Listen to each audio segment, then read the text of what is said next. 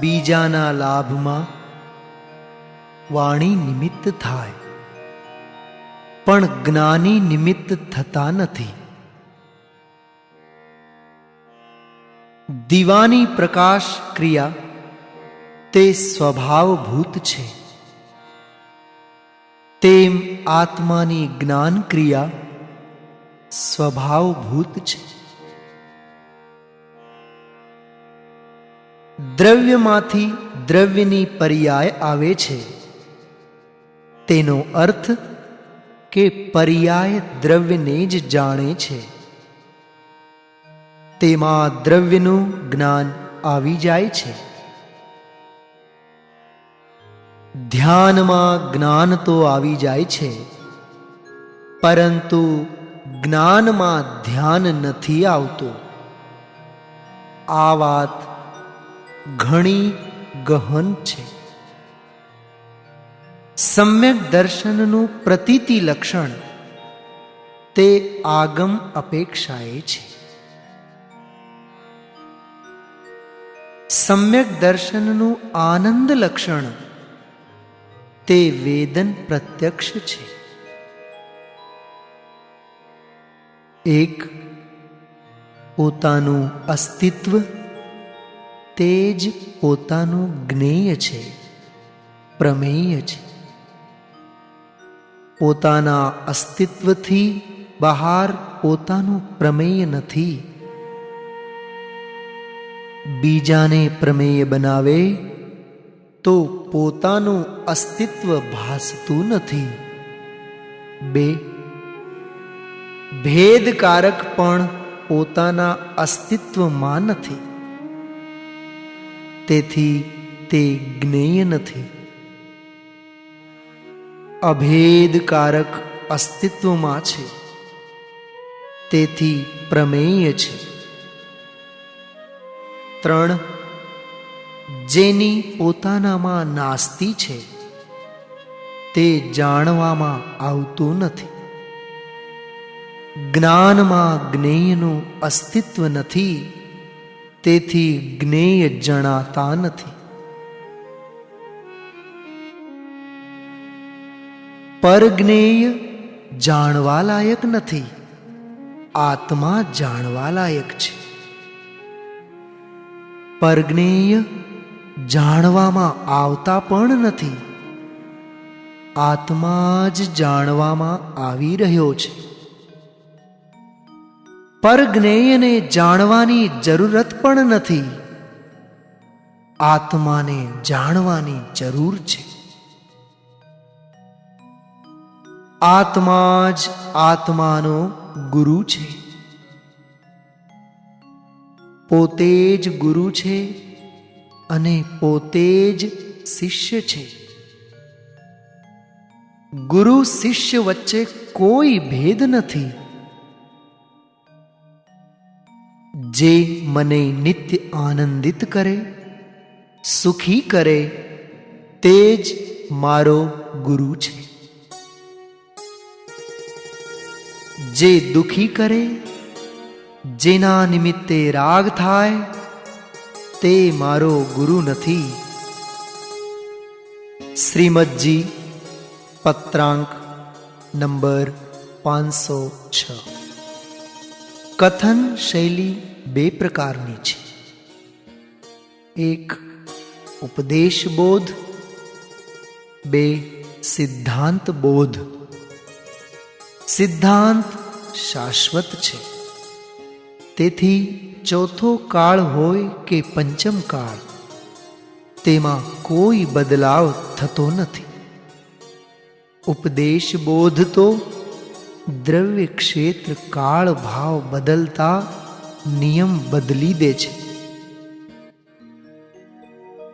ઉપદેશ બોધથી કશાયની મંદતા થાય છે. સિદ્ધાંત બોધથી કશાયનો અભાવ થાય છે. ભક્ત તેમજ ભગવાનની અનુભૂતિ એક જેવી જ હોય છે.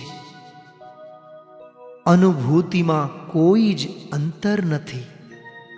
અંતર દેખાય તો ભક્ત નથી. કરતા પર્યાયથી સહિત, જ્ઞાતા પર્યાયથી રહિત. સહિત રહિતને ભાવે છે, સહિત સહિતને ભાવે અને જાણે તો મિથ્યા છે. રાગ મિશ્રિત જ્ઞાન એટલે અજ્ઞાન. પર સાપેક્ષ જ્ઞાનમાં રાગ મારો તેવો અનુભવ થાય છે, પરંતુ રાગથી નિરપેક્ષ જ્ઞાન થાય છે એવું અનુભવમાં આવે તો જ્ઞાનમાં જ્ઞાયક જ જાણવામાં આવે.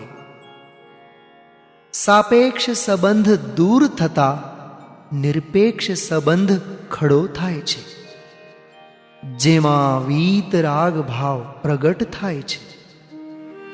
આત્મા એટલો તૃપ્ત છે, સમૃદ્ધ છે, સંપન્ન છે કે અનંત કાળ સુધી બધી પર્યાયો તૃપ્ત જ રહેશે. અનુભવ પહેલા સવિકલ્પ નિશ્ચય નહીં દ્વારા નિર્ણય થયો. અનુભવ પહેલા નિર્ણયમાં ભૂલ ગઈ.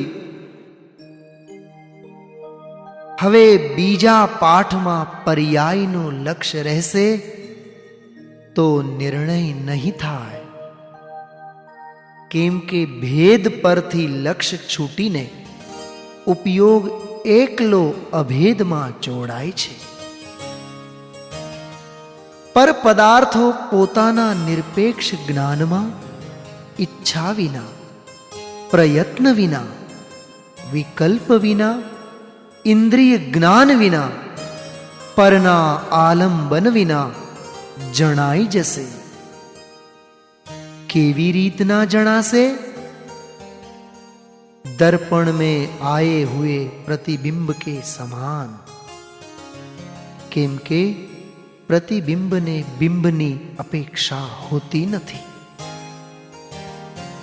समयसार गाथा 2. हे भव्य, जे जीव दर्शन ज्ञान चारित्र में स्थित छे तेने स्व समय जाणो. તે નિશ્ચય જ્ઞાન પ્રધાન દ્રષ્ટિનો વિષય છે. અને જે જીવ ઉદ્ગલ કર્મોના પ્રદેશોમાં સ્થિત છે તેને પર સમય વ્યવહાર જીવ જાણો.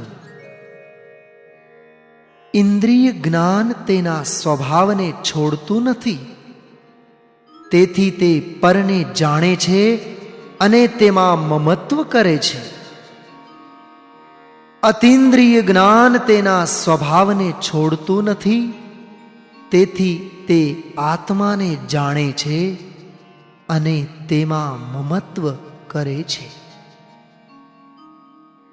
ભક્ત સિદ્ધને જુએ છે, એટલે કે જે શુદ્ધ થયા છે તેને જુએ છે. પરંતુ સિદ્ધ ભગવાન તો જે શુદ્ધ થયો નથી તેવા સ્વયં સિદ્ધ સ્વરૂપ શુદ્ધાત્માને જ જુએ છે. ઉપયોગ પર તરફ મૂકીશ તો પણ જ્ઞાન જ જણાશે. નજર નાખે ત્યાં જ્ઞાન જણાય છે. હર સમયે જ્ઞાન જ ઉર્ધ્વ રહે છે. મારું તો જ્ઞાન છે તેમ દિવસમાં 20-25 વખત વિચારવું. ઇન્દ્રિય જ્ઞાન વડે પરને જાણવાનો સ્વભાવ હોય તો સિદ્ધ ભગવાનને પણ ઇન્દ્રિય જ્ઞાન હોવું જોઈએ. હવે ઇન્દ્રિય જ્ઞાનમાં પણ કેવળ રાગ જ નથી જણાતો, તેમાં પણ જ્ઞાયક જણાય રહ્યો છે. તેમ માને તો નિર્ણય થાય. ઇન્દ્રિય જ્ઞાન મૂર્તિક છે, તેથી સંસારની સિદ્ધિ થાય છે. અતિન્દ્રિય જ્ઞાન અમૂર્તિક છે, તેથી મોક્ષની સિદ્ધિ થાય છે. સાધકને બંને જ્ઞાન હોવાથી ભેદ જ્ઞાન વર્તે છે. ભેદ જ્ઞાન બે પ્રગટ પર્યાય વચ્ચેનું છે.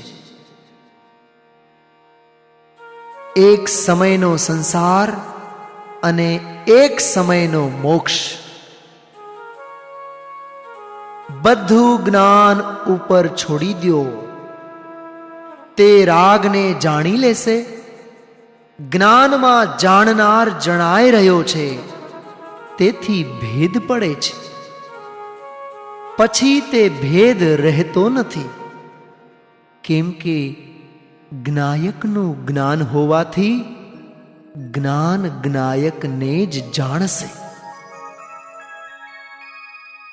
પ્રથમથી જ જ્ઞાનમાં જ્ઞાયક તન્મય છે, પરંતુ તેવું શ્રદ્ધાન નથી, અને રાગનો પ્રતિભાસ થતા ત્યાં લક્ષ્ય જતા હું રાગી. જ્ઞાનમાં જ્ઞાયક તન્મયપણે જણાતો હોવા છતાં તેનો નિષેધ કરી દીધો, તેથી જ્ઞાનનું અજ્ઞાન થઈ ગયું. જ્ઞાન એક સમયે એકમાં તન્મય થાય છે. એક રાગને કરનાર બીજો એટલે દ્રવ્ય કર્મ. બે રાગને જાણનાર બીજો એટલે ઇન્દ્રિય જ્ઞાન. ત્રણ જ્ઞાન તે બંનેથી વ્યાવૃત્ત થયું કે મને તો જાણનાર જ જણાઈ રહ્યો છે. નિર્ણયમાં બુદ્ધિપૂર્વક વિચારની ખબર પડે છે, જ્યારે કરણલબ્ધિમાં બુદ્ધિપૂર્વક વિચાર નથી, અબુદ્ધિપૂર્વક હોય. વિકલ્પના બે અર્થ. એક ખંડ ખંડ જ્ઞાન. બે રાગ. હવે મનનો વિષય વિકલ્પ છે. ભાવ મનનો વિષય કથનચિત રૂપી અને કથનચિત અરૂપી પણ છે. ધર્માસ્તિકાય આદિ અરૂપી હોવા છતાં તે મનના વિષયમાં જાય છે. વિકલ્પ મનનો ધર્મ હોવાથી તે જ્ઞાનનો ધર્મ નથી. વિકલ્પાત્મક નય ઇન્દ્રિયજન્ય છે. નિર્વિકલ્પાત્મક નય અતિન્દ્રિયજન્ય છે. પ્રવચનસાર ગાથા 53માં ઇન્દ્રિય જ્ઞાનને મૂર્તિક કહ્યું છે. એક મૂર્તિક પદાર્થોનું જ્ઞાન મૂર્તિક જ હોય છે. બે અમૂર્તિક પદાર્થોનું જ્ઞાન અમૂર્તિક જ હોય છે. ઇન્દ્રિય જ્ઞાન કેમ ભિન્ન છે? કેમ કે તે ખંડ જ્ઞાન છે, પરોક્ષ છે, સાપેક્ષ છે અને નાશવાન છે. તે એકાંત પરને પ્રસિદ્ધ કરે છે. તેમાં આત્મા પ્રસિદ્ધ થતો નથી, માટે સર્વથા ભિન્ન છે. જિનાગમમાં નવતત્વોને બે રીતે કહેવામાં આવ્યા છે. એક નવતત્વોને વ્યવહાર નયથી અર્થાત અભૂતાર્થ નહીંથી કયા છે. 2 નવ તત્વોને ભૂતાર્થ નહીંથી જાણવાનું કહ્યું છે. સ્વભાવમાં ભવનો અને ભવના ભાવનો અભાવ છે. તેને જોતા પરિણામમાં ભવનો અને ભવના ભાવનો અભાવ થઈ ગયો. જીવને જ્ઞાનમાં મુક્તિના ભણકારા વાગે છે. મારી અલ્પકાળમાં મુક્તિ થશે જ તેમ નિશંકતા વર્તે છે.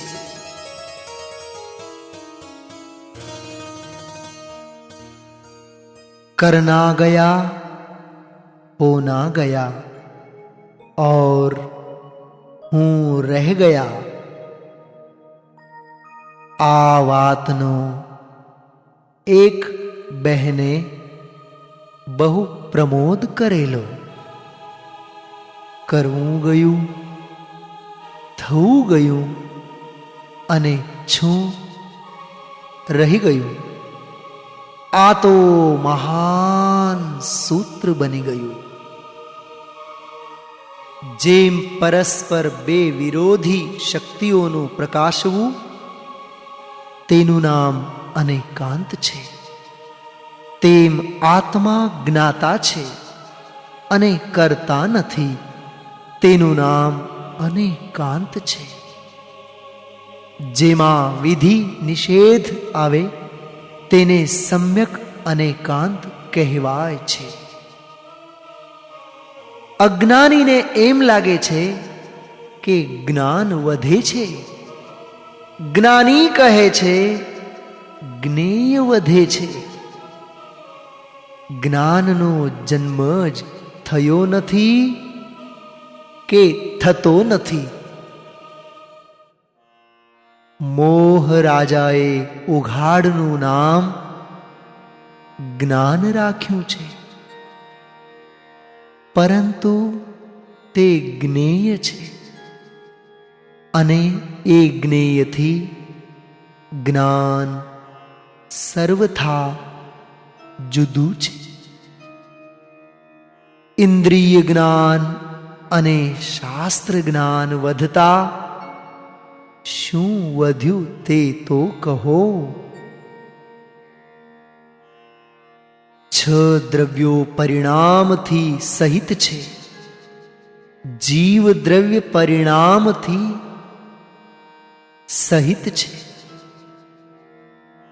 દરેક પદાર્થ બે પડખાવાળું છે. કોઈ દ્રવ્ય એકાંત કૂટસ્થ નથી. કમલીની પત્ર બે પડખાવાળું છે. આ રીતે પ્રમાણમાં આવ્યો, પણ પરિણામ માત્રથી રહિત જીવ તત્વ છે ત્યાં સુધી ન પહોંચ્યો.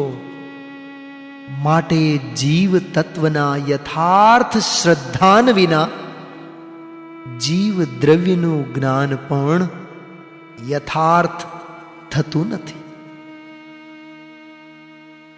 સ્વપરનું કરવું તે વ્યક્ત મિથ્યાત્વ, સ્વપરનું જાણવું તે અવ્યક્ત મિથ્યાત્વ. દેશના લબ્ધિ ગ્રહણ કરવાની શક્તિ રાગાંશમાં નથી. તે શક્તિ જ્ઞાનાંશમાં છે. કેમ કે જ્ઞાનાંશમાં જાણવા દેખવાની ક્રિયા થઈ રહી છે. આ બંને અંશ પ્રગટ છે. વર્તમાન ઉપયોગ છે તેને ઉપયોગમાં સ્થાપે છે. સાંભળતા સાંભળતા પણ માનસિક જ્ઞાનમાં આત્માની સ્થાપના થાય છે. અપૂર્વ નિર્ણય થતા, મન પાવે વિશ્રામ. શુદ્ધાત્માનો પ્રબળ તાપ ભાવ મન જીરવી શકતું નથી. તેથી અતિન્દ્રિય જ્ઞાન પ્રગટ થાય છે. જ્ઞાતાપણું કહો કે સાક્ષી ભાવ કહો, એવો જ્ઞાતા સ્વભાવી આત્મા હોવા છતાં સહજ ઉદાસીન અવસ્થાને છોડીને રાગને પોતાનું માનીને રાગનો કરતા થાય છે. ત્યારે પર્યાયમાં મિથ્યાત્વ થાય છે. પરિણામની અનેકતા પરિણામમાં રહી અને મારી એકતા તો મારામાં જ રહી. હું એક છું, અનેક રૂપ થયો જ નથી, થઈશ જ નહીં. પર્યાયમાંથી મારાપણું છૂટતા જ દ્રવ્યમાં મારાપણું થશે જ. સમયસાર 17-18 ગાથામાં જીવ માત્રની સ્થિતિનું વર્ણન કર્યું છે. એક શું જણાય છે?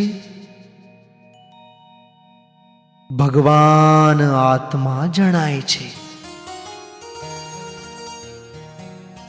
2 કોને જણાય છે? સર્વને જણાય છે. 3 ક્યારે જણાય છે? અત્યારે જણાય છે. સદાકાળ જણાય છે. સ્વયમેવ જણાય છે.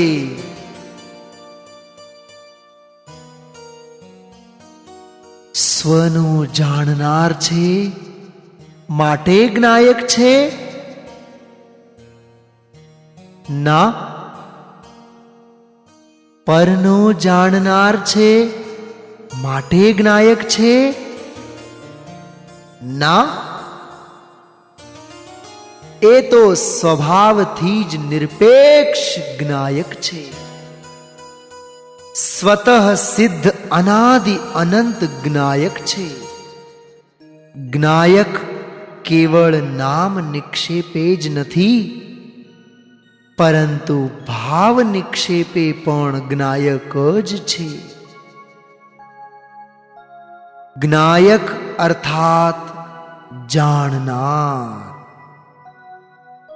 જાણનાર, કેવળ જાણનાર. જ્ઞાન ગુણથી ભરેલો પરમાત્મા તેને જ્ઞાયક કહે છે. 1 જ્ઞાનની વિસ્મૃતિ, તેનું નામ સંસાર છે. 2 જ્ઞાનની જાગૃતિ, તેનું નામ મોક્ષ છે. નિરંતર જ્ઞાનની જાગૃતતા રહેતી હોવાથી અજ્ઞાન થતું જ નથી. અધર્મ કરવાની મનાઈ, પણ ધર્મ કરવાની મનાઈ. આ શું રહસ્ય છે? કરવા જઈશ તો ધર્મ ઉત્પન્ન નહીં થાય. હું તો જ્ઞાતા છું, જ્ઞાયક છું. તેમ ધર્મીને જાણતા ધર્મ પ્રગટ થાય છે. ધર્મને નથી કરતો, તેથી આત્મા ધર્મી છે. ધર્મને કરે તો આત્મા ધર્મી જ ન રહે. શ્રી ગુરુ રસ્તો બતાવે, ચાલવું તો પોતાને છે. ગુરુ સાથે ન આવે, માર્ગ મળે પછી તેણે પ્રયોગ કરવો જોઈએ. રુચિ અરુચિનો આત્મામાં ત્રિકાળ અભાવ છે. આવા સ્વભાવ તરફ લક્ષ્ય ન જાય તો શું કામનું? ફરી ફરી વાત યાદ કરાવવી પડે તો અપાત્રતા સમજવી. જીવને પરિણામ જ નથી તો તેનો વિસ્તાર ક્યાંથી હોય? જીવને જ્ઞાન ગુણ પણ નથી. જીવ અભેદ છે. વ્યવહારથી સમજાવવા માટે ઈશારા છે. કોઈને કોઈ પડખાથી સામાન્ય સમજાવવું છે. ઈરાદો તો એક જ છે.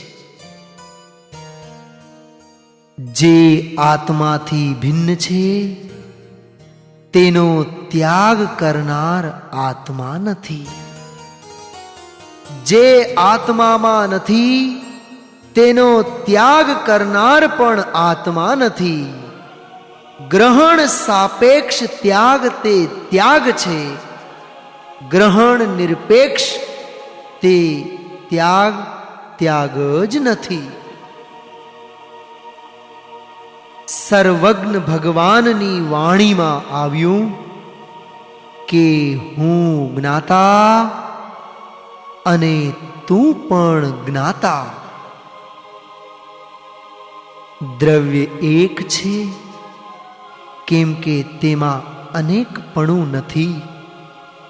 દ્રવ્ય એક રૂપ છે કેમ કે તે પરિવર્તન પામતું નથી. પરિણામને એક સરખા રાખવાનો પ્રયત્ન શા માટે કરો છો? જે એક સરખું એક રૂપ તત્વ છે તેને જોને. જીવ ક્યારેય બદલતો નથી. જીવનો તો એક પરમ પારિણામિક ભાવ છે જે ક્યારેય બદલતો નથી.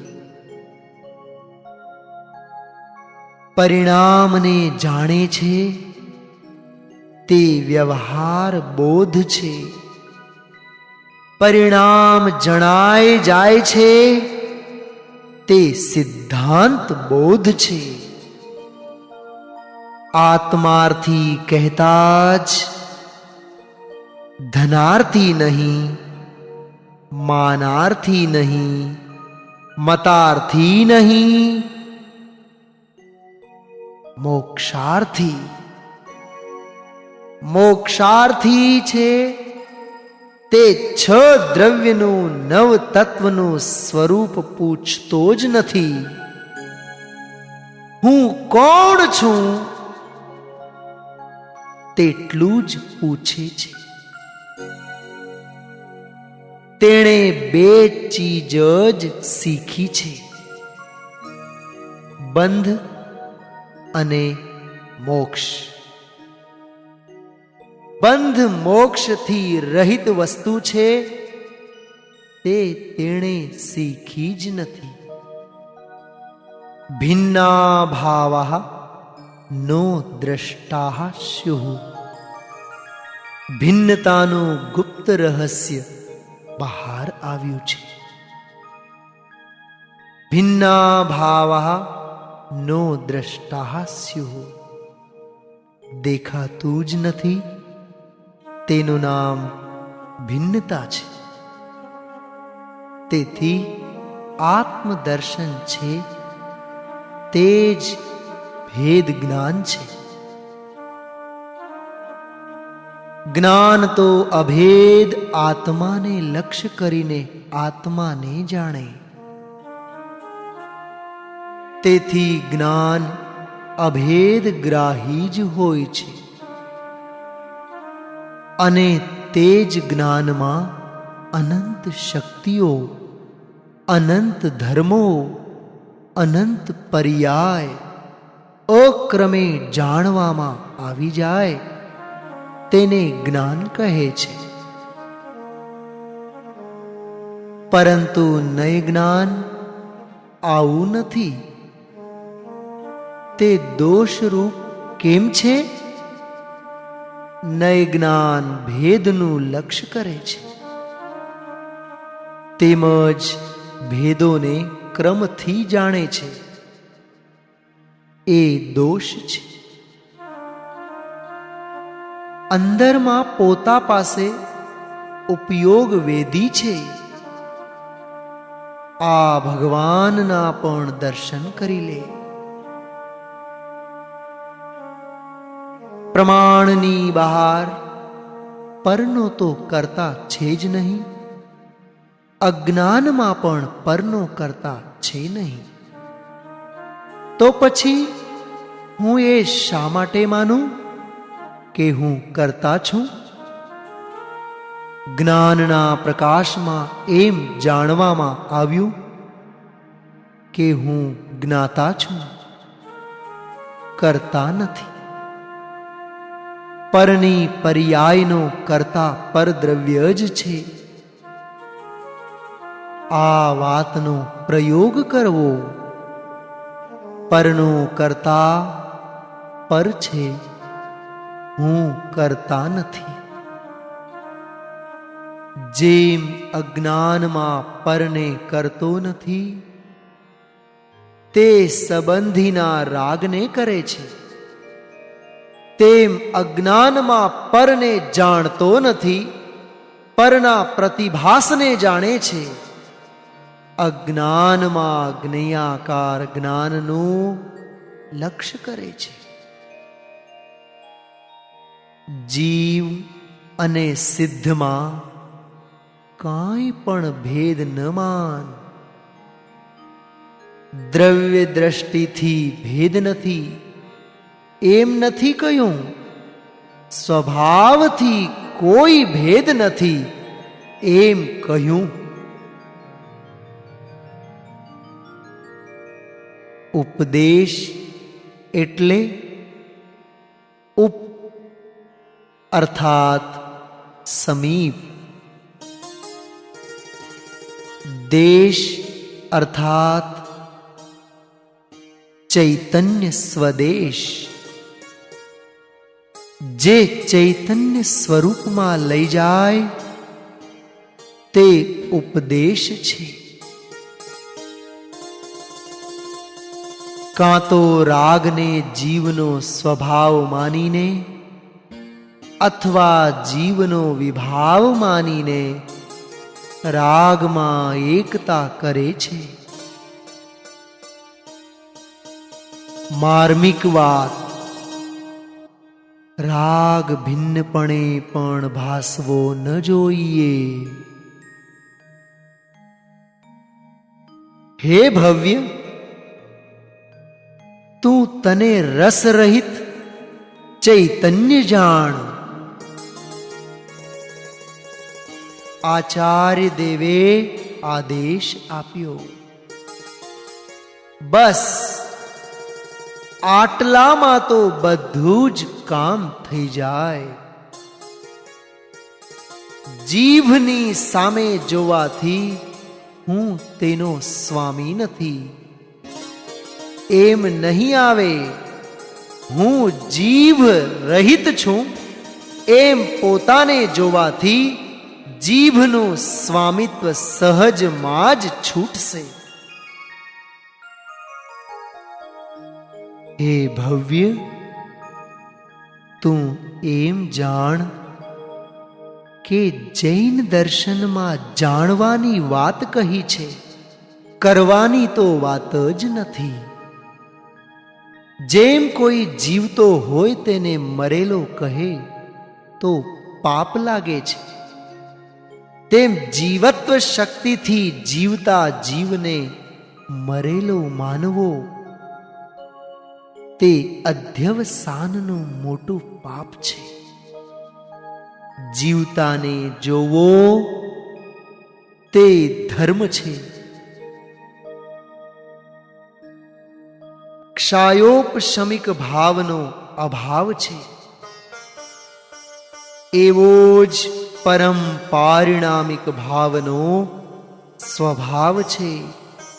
અહીંયા અંદરમાં પરમ પારિણામિક ભાવ પર નજર રાખીને જો,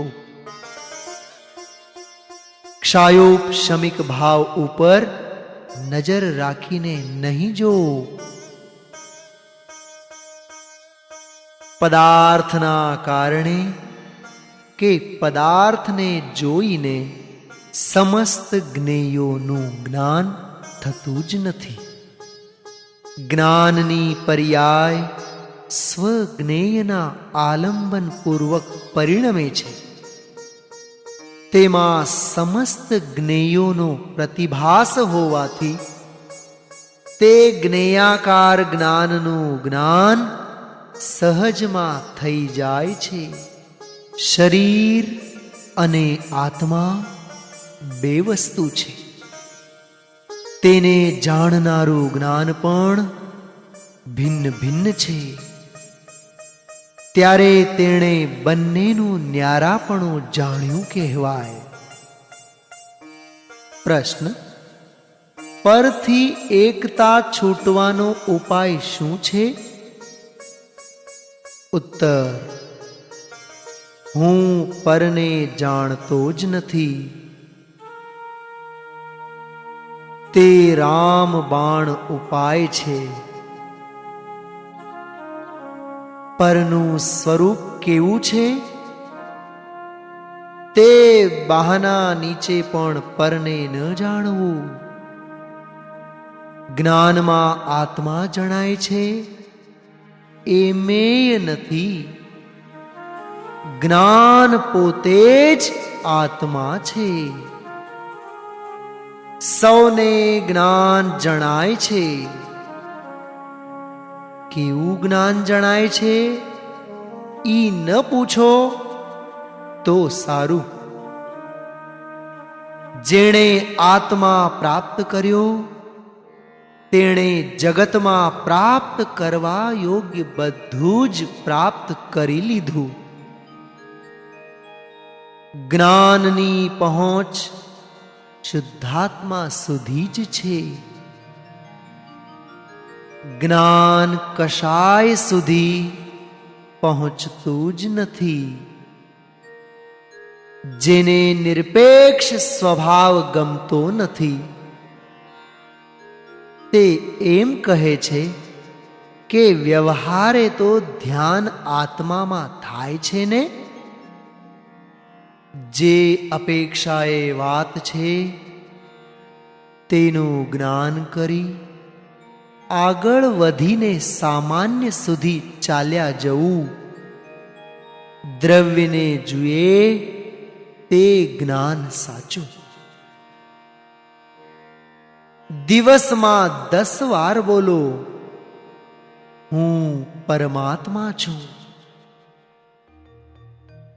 અને મને પરમાત્મા જ જાણવામાં આવે છે. જેમ ઇન્દ્રિય જ્ઞાન હોવા છતાં સામાન્ય ઉપયોગની શ્રદ્ધા થઈ શકે છે, તેમ બદ્ધ વખતે અબદ્ધ આત્માની શ્રદ્ધા થઈ શકે છે. પોતાને બંધાયેલો માનીને અબદ્ધ થવાના ગમે તેટલા ઉપાય કરે એ બધા ખોટા ઉપાય છે. આત્મામાં આત્માનો અભ્યાસ કરો, પ્રેક્ટિસ કરો કે હું ચૈતન્ય શક્તિમયી જ છું. राम रस गाढ़ करे यही पाठ पढ़े हैं। હું ચૈતન્યમયી છું એમ લેવાથી રામરસ, આત્મ રામરસ ગાઢો થાય છે. જડ જાણતું નથી, તેમ જણાતું પણ નથી, તેમ તું જાણજે. જડ જણાતું નથી ત્યારે ઈ જડ જુદું સિદ્ધ થાય છે. ચેતનાર એમ ચેતે છે કે હું ચેતનાર છું, તે જડને ચેતી શકતો જ નથી. અમે ચૈતન્ય શક્તિને જાણી લીધી. જાણવા વાળો એમ નથી જાણતો કે મેં જાણી લીધું છે. તે તો એમ જાણે છે કે હું ચૈતન્ય શક્તિ માત્ર છું. આ એક જ શાસ્ત્ર એવું છે કે જેમાં અજીવ અધિકારમાં જીવના પરિણામને અજીવ કહ્યા છે. બીજા શાસ્ત્રોમાં તો 5 દ્રવ્યને અજીવ તરીકે કહ્યા છે. આ અજીવ છે એમ કહીને અજીવમાંથી જીવપણાની માન્યતા છોડાવવી છે. ગ્રંથાદિરાજ સમયસારની સૌથી મોટી વિશેષતા 50 થી 55 ગાથાઓમાં છે. જેમ નિયમ સારમાં 5 રતન છે, તેમ આ રતન છે.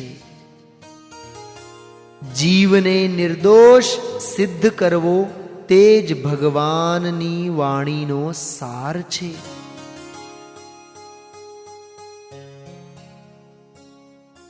જેમ પૂદગલ સ્વભાવથી જ જ્ઞાન રૂપે પરિણમતું નથી, તેમ જીવ સ્વભાવથી જ ક્રોધાદિ રૂપે પરિણમતો નથી.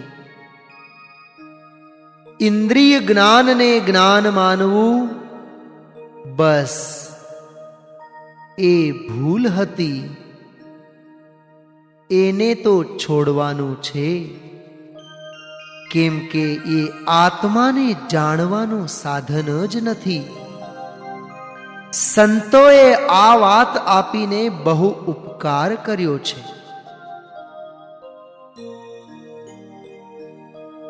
સ્વભાવથી દેખતા નય દૂર થઈ ગઈ. નયથી દેખે છે તો સ્વભાવ દૂર થઈ ગયો.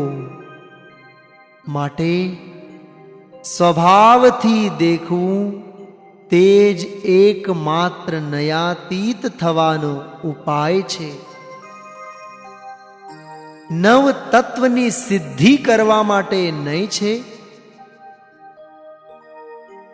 સ્વભાવની સિદ્ધિ કરવા માટે નહીં નથી. વસ્તુને સ્વભાવથી સમજતા વિકલ્પ છૂટી જાય છે. નયથી સમજતા વિકલ્પ રહી જાય છે. નાસ્તિનો વિચાર કર્યા વિના મિથ્યાત્વનો અભાવ થતો જ નથી, અને અસ્થિને લક્ષ્યમાં લીધા વિના સમ્યક દર્શન થતું જ નથી. એક વ્યવહારનું અવલંબન લેનાર પ્રસિદ્ધ મિથ્યા દ્રષ્ટિ છે. 2 નિશ્ચય નયનું અવલંબન લેનાર અપ્રસિદ્ધ મિથ્યા દ્રષ્ટિ છે. શુભ અને અશુભની જેમ વ્યવહાર કે નિશ્ચયનો વિકલ્પ વિષ કુંભ છે. જ્ઞાની જેને ઉલટી કરી વમી નાખે છે તેને અજ્ઞાની ચાટે છે. સમયસાર 13 ગાથામાં લાલ બત્તી ધરી એક એક અધિકાર ઉપર સોનેરી અક્ષરથી લખજે. ભૂતાર્થ નયથી નવ તત્વને જાણવા હું કરનાર નથી, ત્યારે તેને ભવનો અંત આવે છે. એક કહે કે હું જાણું, બીજો કહે કે હું કરું. તું પરિણામને જોશ, અમે દ્રવ્યને જોઈએ છીએ. જોવા જોવામાં મોટો ફેર આ જ્ઞાની અને અજ્ઞાની વચ્ચેનો તફાવત છે. પરિણામમાં મમત્વનો ત્યાગ તે વૈરાગ્ય, આત્માનું જ્ઞાન તે જ્ઞાન. સાધકને આ રીતે જ્ઞાન વૈરાગ્યની સંધિ હોય છે. જ્ઞાનીને પાપ પુણ્ય ધર્મના ભેદ તે ત્રણેયનો ત્યાગ હોય છે. જે આવે અને જાય તે મારી ચીજ જ નથી. હું તો છું છું અને છું.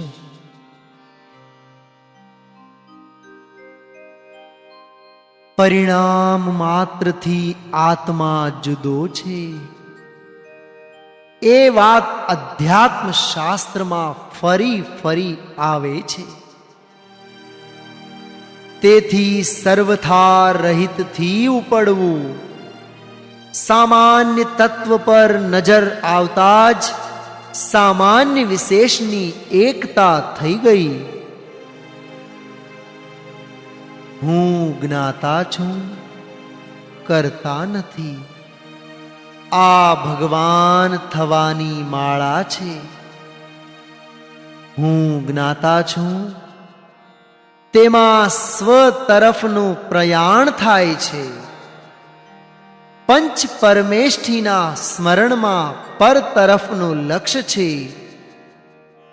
તેથી જ કહ્યું છે, પર દવાઓ દુગ્ગઈ, સ્વ દવાઓ સુગ્ગઈ.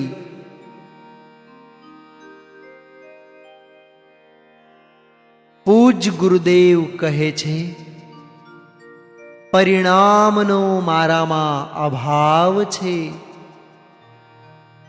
અભાવ થશે એમ નહીં. પરિણામમાં થવું થાય તેને થવા દેને. એનાથી ભિન્ન આત્માને જાણી લેને. પર્યાયમાં રાગ થાય છે, પણ દ્રવ્યમાં થાય છે કે નહીં એ તો જો. રાગને પર્યાયમાં જોઈને તેને દ્રવ્યમાં સ્થાપે છે, તે ભૂલ છે. પર્યાયમાં મમતા છે, પણ દ્રવ્યમાં નથી. ત્યાં સુધી તારી દ્રષ્ટિ પહોંચતી જ નથી. જીવ અને રાગ વચ્ચે મેરુ જેવી અત્યંત અભાવની દીવાલ છે. એકમાં બીજાનો અભાવ છે. એવા અસ્તિ નાસ્તિ અનેકાંતથી અનુભવ થાય છે. વ્યવહારના સદ્ભાવમાં મોક્ષ રોકાય છે. જ્ઞાતાનો વ્યવહાર એને ખટકે છે. પર્યાયને જાણવાનો સ્વભાવ નથી. હું તો ચૈતન્યના વિલાસ સ્વરૂપ એક આત્માને જ ભાવું છું. કથંચિત આત્માનું બહુમાન અને કથંચિત પરિણામનું બહુમાન એમ નથી. ખરેખર જે દોષ કરનાર હતો તે હું નહોતો. મારી માન્યતા મિથ્યા હતી. એમાં પૂર્વના દોષની નિવૃત્તિ થઈ જાય છે.